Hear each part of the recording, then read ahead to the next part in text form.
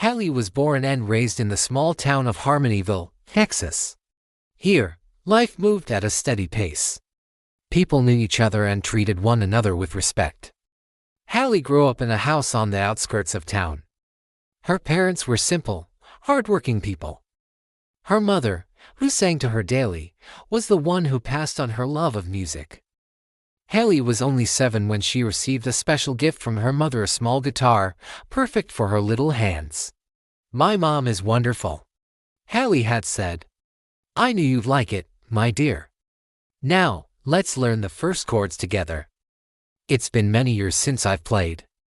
Hallie learned quickly, and soon, she replaced the songs she learned from her mother with her creations. Hallie composed lyrics and melodies, trying to express herself in a new way. Years passed, and Hallie dreamed of a bigger world full of opportunities. One warm summer evening, just a few months before her high school graduation, Hallie and her parents were sitting on the porch. "Hallie, you told me you have plans for the future. What is it you want?" her father asked. "Dad, I'm thinking of leaving home after I graduate. I want to follow my passion for music," Hallie replied. Her parents knew this moment would come, and although it wasn't easy to see their daughter leave, they were determined to support and encourage her. "I agree, but know that you will always have a place here at home," her mother told her.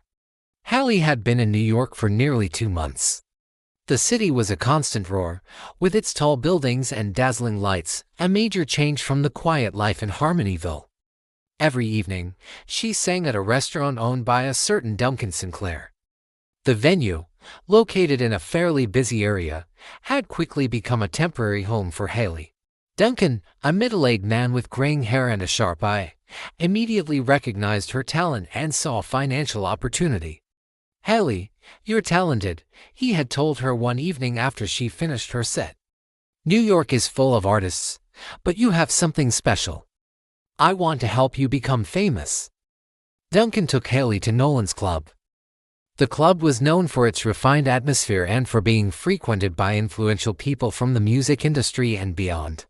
Nolan, the club's manager, was a charismatic and highly respected man in New York's entertainment world. "Nolan, I want to introduce you to someone," Duncan said. "Miss Hallie Brown is the most talented young singer I've ever met. You should make time to listen to her. I guarantee you won't regret it." Nolan looked at Hallie and extended his hand. "The pleasure is all mine," Hallie said shyly. "Let's hear her then," Nolan said, gesturing toward the stage. Hallie went on stage and performed a song. The applause was immediate. "Duncan, you were right. Hallie is extraordinary," Nolan said after the applause died down. "What are your plans for her?" "Nolan, I want to propose something. I'll sign her contract over to you for a price. I know you can make her shine, and I'll find someone else to replace her," Duncan replied. Nolan looked at Hallie, seeing immense potential in her. "Hallie, what do you think about that? Would you be interested in singing at my club?" Hallie was surprised but also excited by the opportunity. "Yes, I would be honored," she answered, overwhelmed with emotion. Nolan and Duncan quickly closed the deal, and Hallie signed a new contract that tied her to Nolan's club. In addition, Nolan offered her a room in the hotel above the club, ensuring Hallie had a comfortable and safe place to stay. "Thank you, Nolan. I don't know what to say," Hallie said, feeling her dream begin to take shape. "Hallie, just sing and let your heart and talent express themselves freely. We're going to do great things together." Hallie quickly adapted to the stage at Nolan's club, and each performance drew more and more spectators. Her talent did not go unnoticed, and soon, the press began talking about the new musical sensation in the city.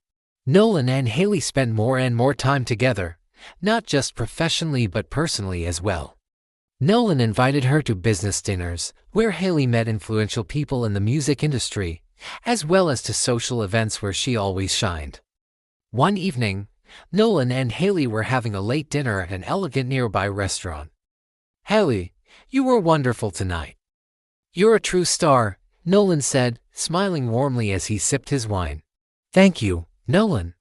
All of this is happening because of you.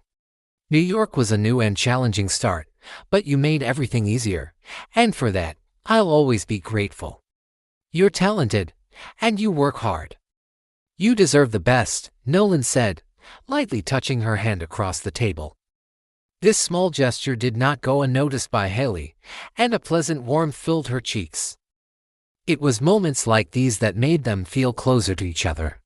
With each meeting, the bond between them grew stronger.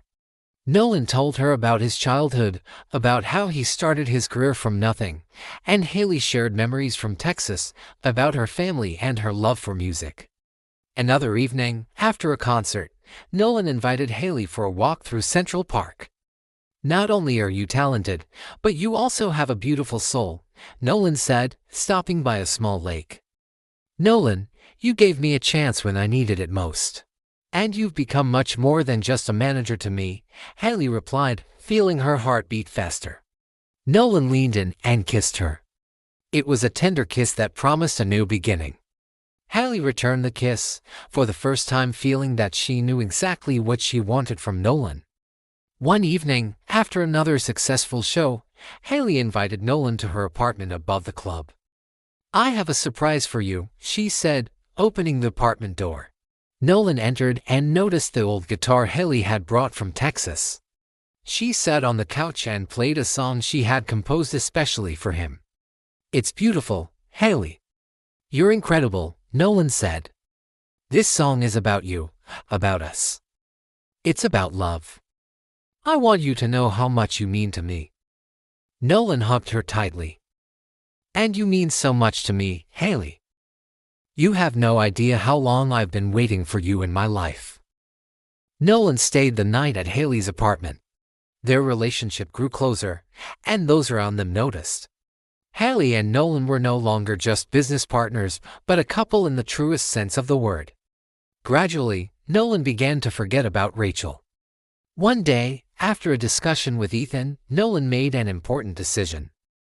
Ethan, I'm going to help Rachel with her hospitalization costs, but I don't want anything to do with her ever again. That's a good decision. In the end, it is her choice, Ethan replied approvingly. Nolan arranged all the financial details and transferred the necessary funds to Rachel for her treatment. Then, he wrote a simple message, Rachel, I wish you well. I've paid for your hospitalization and all subsequent treatment. I don't want any further contact from now on. A driver from the club left that same day to deliver the message to Rachel. For Nolan, this was an essential step toward closing a painful chapter of his life.